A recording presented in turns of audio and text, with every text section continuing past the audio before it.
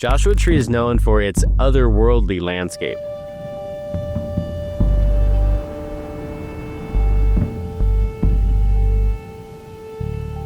But 150 years ago, this was the Wild West. It was a land of murder, stolen cattle, and broken dreams.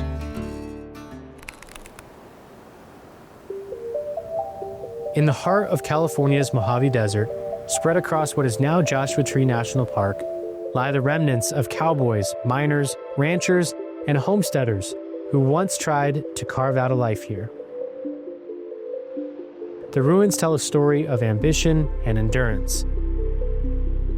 Fueled by dreams of gold, open land for grazing, and the promise of 160 acres under the Homestead Act of 1862.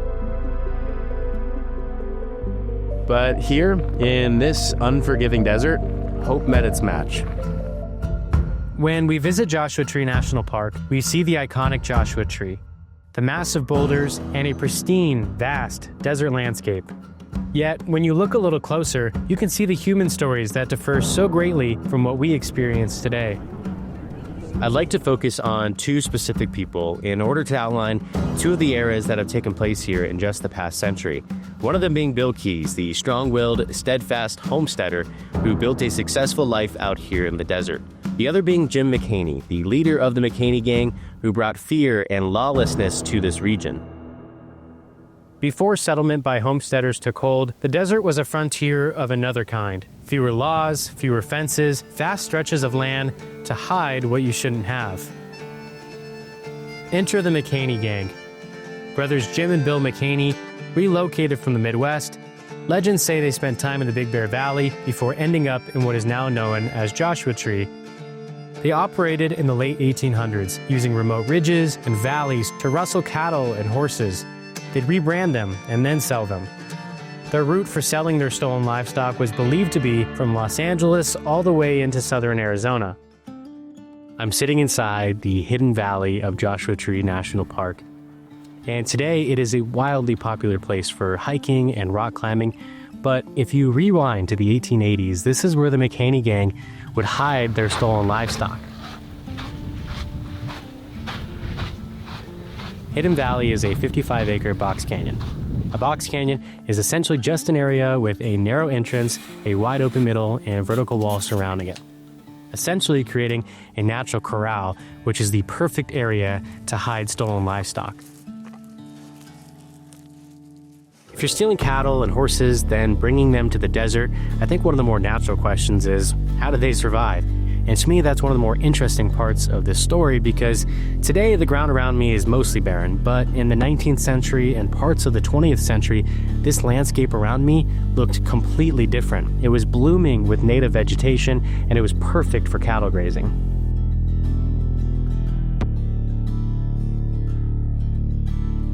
Periods of stronger rainfall brought patches of grass and seasonal creeks to life. But as the 20th century unfolded, drought settled in.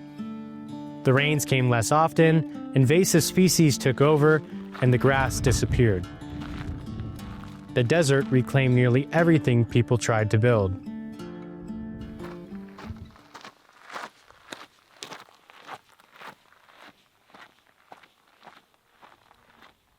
I just hiked up to the beautiful Desert Queen Mine, and all the mines today are closed off, A, for visitor safety, but B, to protect the bats that now use these caves as habitat. But this is an area that is a prime example of how the McHaney Gang used to use violence to take over land and also take over mining claims in the region.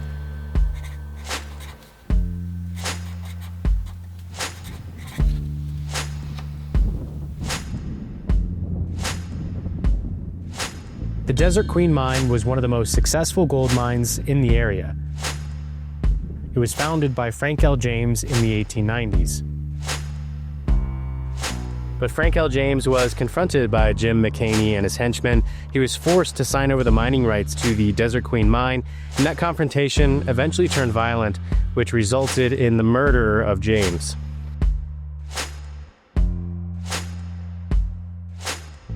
Jim McHaney did profit from the Desert Queen Mine for a short time, but his success didn't last. Mismanagement, greed, and mounting debts forced him to sell the mine within a few years. Though he was suspected in the murder of prospector Frank James, he was never convicted. Eventually, McHaney's schemes caught up with him. He was arrested and sentenced to 17 years in prison for counterfeiting gold ore. The conviction marked the end of his criminal reign in the desert. Some of the remnants of the McHaney Gang's operational hub, known as Cow Camp, still stand today. A weathered stone chimney and a few rusted troughs remain. Silent evidence of a time when this rugged corner of Joshua Tree echoed with the chaos of cattle rustlers and outlaws.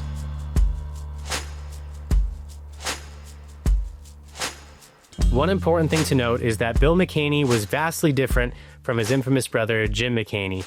Though Bill was a part of the McHaney Gang, he kept his distance from violence and other lawlessness, which was important because Bill would eventually cross paths with Bill Keyes, the legendary homesteader whose legacy would outlast them all.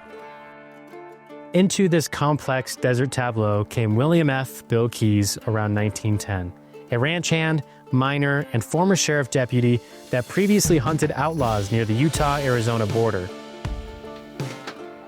He was originally born in Russia, moved with his family to Nebraska in 1890, left home when he was 15, and was just 31 years old by the time he made it into the Joshua Tree region. Bill Keyes initially came to the area to work for the Desert Queen mine. Seeing opportunity in the rugged desert, he later utilized the Homestead Act, filing a claim for 80 acres that would become the heart of the Desert Queen Ranch.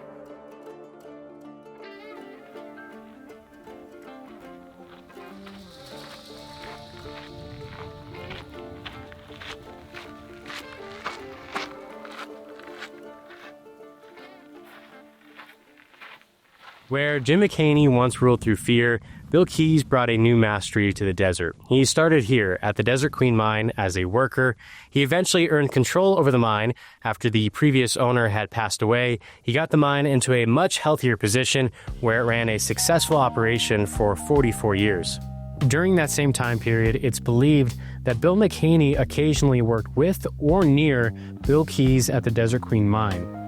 According to local accounts, Keyes offered McHaney a place to stay in his later years, and the two men shared a mutual respect born from their shared experience in the desert.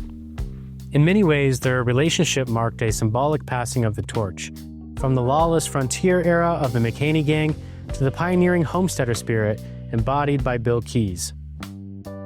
Through hard work, ingenuity, and patience, he transformed a lawless gold claim into a thriving desert homestead, proving that perseverance, not violence, was the key to survival in Joshua Tree. Behind me is the Wall Street Mill, a well-preserved gold stamp mill constructed by Bill Keyes in 1930. He utilized this mill to process ore from surrounding mines, charging a nominal fee, thereby supporting smaller operations in the region. He built dams, water catchments, and windmills, adapting to the desert rather than fighting it. Unlike many homesteaders that came here, the Keyes family found innovative ways to thrive here in the desert.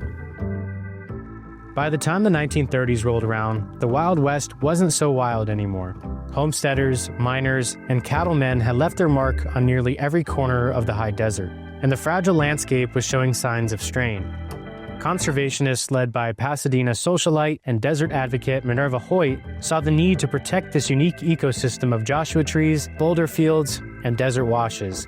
Thanks to her relentless lobbying, President Franklin D. Roosevelt signed a proclamation in 1936 establishing Joshua Tree National Monument. As the new town of 29 Palms grew, the boundary between homesteader and citizen began to blur. Old ranchers like Keyes were suddenly surrounded by surveyors, park officials, and new land claims. Water rights, fences, access roads, things that were once settled with a handshake or a warning were now being settled in courtrooms. The trail that I'm currently standing on used to be an old mining road that led to the Wall Street Mill, but back in 1943, this was the exact location where a property dispute took place between Bill Keyes and his neighbor Worth Bagley. Bill Keyes was returning home on this exact road when he noticed a sign that said, "Keyes, stay off my property." Behind that sign, he noticed Bagley wielding a weapon. He stopped his vehicle, grabbed his rifle, got out, and an old Western shootout took place that resulted in the death of Worth Bagley. Later that day, Keyes turned himself in, claiming self-defense. But the courts didn't see it that way. He was convicted of manslaughter and sentenced to 10 years in prison. His wife Frances and loyal friends campaigned tirelessly for his release. After new evidence was found, he was released on parole 5 years into his original sentence, and in 1948, Governor Earl Warren pardoned Bill Keyes. When Keyes returned to his ranch, he came to the exact location where the shootout occurred.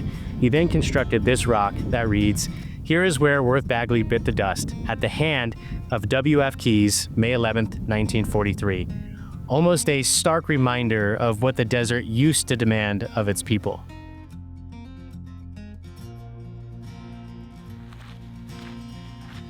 The intrigue here is rich. A man who took over portions of McHaney's old holdings, who operated the dual life of miner-rancher, who clashed with grazing companies, with the law, and ultimately with the Park Service itself. But yet, he was the most respected and successful homesteader in the region. Bill Keyes is fascinating to me. He was almost the perfect middle ground between what the McHaney Gang was and what we are today. He was a strong-willed man who found innovative ways to thrive in the isolation of the Mojave Desert.